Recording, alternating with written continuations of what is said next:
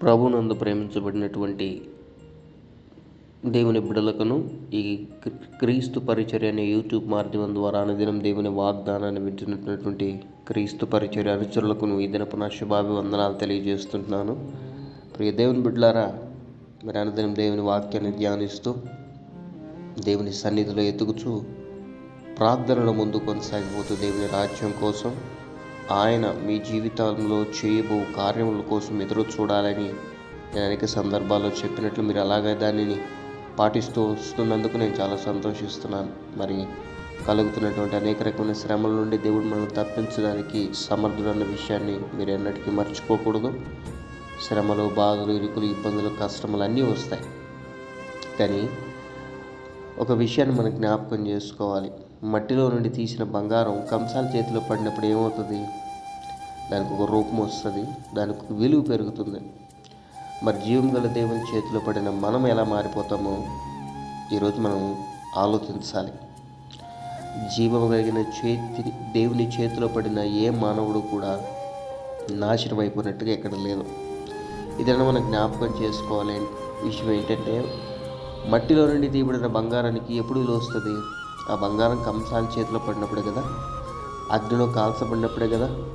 మనం కూడా మట్టిలో నుండి తీయబడిన వారమే కనుక మనకు విలువ ఎప్పుడు వస్తుందంటే, మనం దేవుని వెంబడించినప్పుడే, లేదా దేవుని తెలుసుకున్నప్పుడే, ఆయన మీద ఆనుకున్నప్పుడే, మన చూపు ఆయన మీద నిలిపినప్పుడే మన జీవితానికి కూడా ఒక విలువ అనేది వస్తుంది. ఇది నా విలువ లేకుండా ఈయనెవరు పట్టించుకోవట్లేదని, ఈయనెవరు జ్ఞాపకం చేసుకోవట్లేదని అని నువ్వు బాధపడుతున్నట్లయితే, నువ్వు పడవలసింది మనుషుల కను దృష్టిలో కాదు, దేవుని కను దృష్టిలో, దేవుని చేతి నీడలో నువ్వు కనుక ఉన్నట్లయితే ఖచ్చితంగా ఏవేవైతే నేను బాధిస్తున్నాయో అవే నీ పాదాల దగ్గరికి దేవుడు దాసోహం చేస్తాడు. మట్టిలో నుండి తీసిన బంగారానికి లేదా బంగారపు ముద్దకు ఒక విలువ రూపాన్ని తేవడానికి కంసాలి అగ్ని ఉపయోగిస్తాడు కదా. దానికి ఒక రూపం రావాలి అంటే కొంచెం కాల్చబడాల్సిందే. దానికి ఒక ఆకారం రావాలి అని అంటే, ఆ బంగారం అనుకున్నటువంటి షేప్లోకి రావాలి అని అంటే దానికి ఒక ప్రాసెస్ అనేది ఉంటుంది. కొంచెం బాధగానే ఉంటుంది. కాల్చబడడం కానివ్వండి, అనేక రకమైనటువంటి అగ్ని పరీక్షలకు లోనవ్వడం కానివ్వండి, దాన్ని సుత్తితో కొట్టడం కానివ్వండి, ఇలా అన్ని పరీక్షలకు లోనయ్యే తర్వాతే అది ఒక సువర్ణటువంటి ఆభరణంగా మారుతుంది. మన దేవుడు కూడా శ్రమల గుండా మనల్ని నడిపిస్తూ అనేక రకమైనటువంటి జీవిత పాఠాలను మనకు నేర్పుతూ ఒకనొక దినాన మనల్ని ఉన్నత స్థాయికి తీసుకువెళ్తాడు. మనకు ఒక మంచి రూపాన్ని ఇస్తాడు. శ్రమలు మనకు వస్తున్నాయి అంటే మనము దానికి చింతించాల్సిన అవసరం లేదు. కానీ మొదటి పేతురు పత్రికలో మొదటి అధ్యాయం 7వ వచనంలో మాట ఉంటుంది, నశించిపోవు సువర్ణము అగ్ని పరీక్ష వలన శుద్ధపరచబడుచున్నది అని. అలాగే అనేక రకమైనటువంటి శ్రమలకు గురవుతున్నటువంటి మీ విశ్వాసానికి కలుగు పరీక్ష నిరీక్షణను ఆధారము చేసుకొని వాటన్నిటి విషయమై దేవుడిని మీరు గణపరచాలి అని. కాబట్టి మనకి శ్రమలు గుండా దేవుడు నడిపిస్తున్నప్పుడు, బాధలు గుండా దేవుడు నడిపిస్తున్నప్పుడు, అవన్నీ మనల్ని ఒక సువర్ణమైనటువంటి పాత్రగా మార్చడానికి, జీవితంలో ఉన్నత స్థాయిలో నిలబెట్టడానికే కానీ మనల్ని నాశనం చేయడానికి ఎంత మాత్రమైతే కాదు. మీ విశ్వాసము ఈ శోధన చేత పరీక్షకు నిలిచినది. యేసుక్రీస్తు ప్రత్యక్షమైనప్పుడు మీకు మెప్పును, మహిమయు, ఘనతయు కలుగుటకు కారణమగును. అలా మన విశ్వాసానికి పరీక్షలు కలుగుతున్నాయంటే మనం దేవుని చేతిలో ఉన్నామని అర్థం.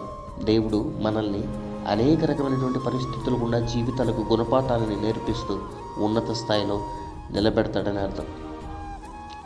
ఊజు దేశం మొత్తంలో నీతిపరుడని యోబుకు అంత గొప్ప పేరు ఆయనకి ఎట్లొచ్చింది? కంసాల అగ్ని వంటి మన దేవుని చేతిలో పడి ఓర్చుకొని ఒక విలువ తెచ్చుకున్నాడు కాబట్టి. ఈ దినాన నువ్వు ఎవరెవరి చేతిలో పడాలని, ఎవరెవరి కనుదృష్టిలో పడాలని పరిగెత్తుతున్నావు, ఆ ప్రయత్నాలన్నీ ఆపేసే, దేవుని చూపు నీ మీద ఉండాలని, ఆయన చేతిలో నువ్వు పడాలని, నువ్వు ఉన్నత స్థాయిలోకి రావాలని నువ్వు నిర్ణయించుకున్నట్లయితే దేవుని జీవితాన్ని మారుస్తాడు. యోబు గ్రంథం 23వ అధ్యాయము 10వ వచనంలో ఉంటుంది, నేను నడుచు మార్గమానికి తెలియను, ఆయన నన్ను శోధించిన తర్వాత నేను సువర్ణం వలె కనబడదునని. యోబు దేవుడికి లొంగాడు. దేవుడు అనేక రకమైనటువంటి అగ్ని వంటి శ్రమలను తీసుకొచ్చిన యోబు విశ్వాసం ఉంచాడు. తద్వారా దేవుడు అతన్ని ఎంతగా ఆశీర్వదించాడో మీకు అందరికీ తెలుసు. ఈ దినాన నువ్వు ఏ సమస్యలు గుండా వెళ్తున్నావో వెనుదిరిగి చూడొద్దు. నీ కను దృష్టి యేసు వైపు ఉంచు. నువ్వు సహించలేని దానికంటే ఎక్కువ ఆయన నిన్ను శ్రమ పెట్టడు, నీ హృదయాన్ని గాయపరచడు. కాబట్టి ప్రతి ఒక్కరూ మన దేవుని బలిష్టమైన చేతి కింద ఒదిగి ఉండడం నేర్చుకోండి.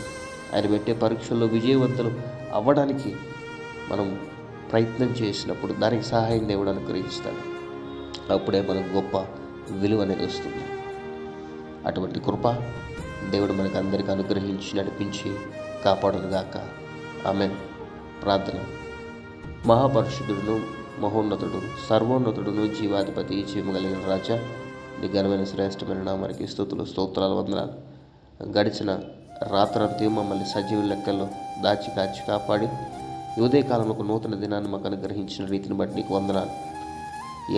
యూట్యూబ్ మాధ్యమం ద్వారా క్రీస్తు పరిచర్య అనే ఈ ఛానల్ ద్వారా అనదైన దేవుని వాగ్దానాన్ని ఎంతమంది అయితే వింటున్నారో బిడ్డలందరినీ జ్ఞాపకం చేసుకోండి. ఈ దినాన వివాహ దినాలు, జన్మదినాలు, బ్యాప్టిజం డేస్ జరుపుకుంటున్న బిడ్డల మీదకి నీ ఆశీర్వాదాన్ని తీసుకురమ్మని ప్రార్థిస్తున్నాం. తలల మీద నడినెత్తి వదులుకున్న కాలు వరకు సారవంతమైన ఆరోగ్యం బిడ్డలకు అనుగ్రహించండి. కుటుంబాలను కట్టమని ప్రార్థిస్తుంటున్నాం. మరి ఎంతమంది అయితే బిడ్డలు ప్రవాదైన ఆ ఉద్యోగ ప్రయత్నాల్లో, వివాహ ప్రయత్నాల్లో ఉన్నారు, బిడ్డలకి నీ సహాయాన్ని అనుగ్రహించి బిడ్డలను మంచి ఉన్నత స్థాయిలో ఉంచి నీ చిత్తంలో ఉన్నటువంటి సంబంధాలు వచ్చి ఘనంగా వివాహం జరిగినట్లుగా నీ చిత్తంలో ఉన్నటువంటి ఉద్యోగాలు బిడ్డలకు వచ్చి బిడ్డలు గొప్ప స్థాయిలో ఉన్న వారిలాగా బిడ్డలను జ్ఞాపకం చేసుకోండి.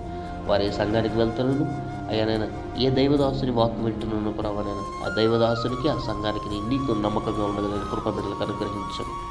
మరి ఇదిన దేవునితో ప్రతి ఒక్కరిని నీకు నడిపించండి. అయ్యా మేము ఎవరి చేతిలో పడ్డాలో మాకు ఎవరి చేతిలో ఉంటే విలువ వస్తుందో ప్రభావాలని నీవు ఈ దినాన వాక్యం ద్వారా మాట్లాడిన రీతిని బట్టి నీకు వందనాలు. ఈ దినాన బిడ్డలందరినీ నీ చేతులకు అప్పచెప్తుంటున్నాం.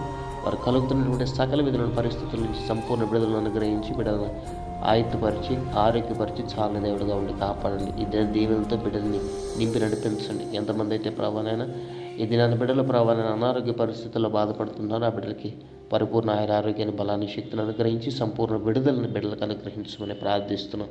మరి అదే రకంగా ఎంతమంది అయితే ప్రభావైనా కోర్టు కేసుల చేత భార్యాభర్తలు విడిపోయిన స్థితిలో ఉన్నారో వారికి సమాధానం అనుగ్రహించి కుటుంబాలను కట్టమని ప్రార్థిస్తుంటున్నాం.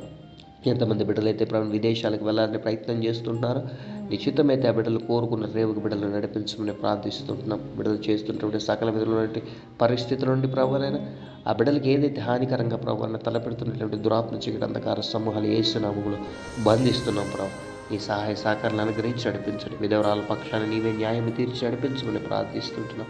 సంఘాల మధ్యన, సంఘ కాపరుల మధ్యన జరుగుతున్నటువంటి భయంకరమైనటువంటి గొడవలను, చిచ్చులను యేసునామములో బంధిస్తున్నాం ప్రభావైనా.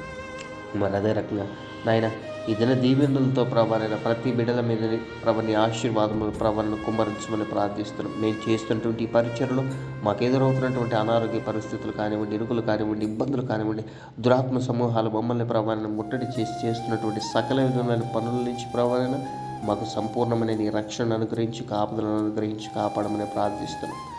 అయ్యా నీ కృపా, నీ సమాధానం ఈ వాక్యం వింటున్న ప్రతి బిడ్డల జీవితాల్లో ప్రభావైన మెండుగా ప్రభావైన కుమ్మరింపబడను గాక.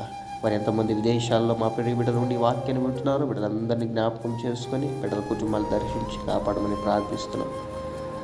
ఆయా సమస్త ఘనత, స్తుతి, మహిమ, ప్రభావములను నీకే చెల్లిస్తూ బిడ్డలందరినీ నీ చేతులకు అప్పచెప్తూ అతి త్వరగా రానైన మా ప్రభు యేసుక్రీస్తు వారి యొక్క అతి పరిశుద్ధమైన, ఉన్నతమైన, శ్రేష్టమైన నామం ఈ ప్రార్థన విన్నపముడు ఈ పొందుకున్న మా పరలోకపు తండ్రి. Amen, amen, amen. Praise the Lord. May God bless you all.